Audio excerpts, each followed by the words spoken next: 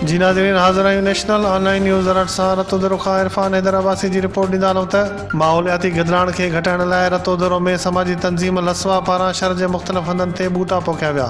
नज़ाकत अली समो, सैद आबिद शाह, उस्ताद अनवर अली सुमरो, शहज़ाद रज़ा अब्बासी सनावला, लख अब्दुल सत्तार समो सनावला तन्यो, साहब खान तन्यो, अब्दुल रज़ाक जलबाणी, सजाद अली फरहान जोगी, तालिब बबर ऐं ॿियनि पारां निम स्वांदड़े टारी ऐं सिर जा ॿूटा पोखिया विया। जिथे ॻाल्हाईंदे हुननि जो चवणो त वण पोखण इबादत आहे। वण ऐं ॿूटा पोखे माहौलियाती गिदड़ाण खे घटाए सघिजे थो।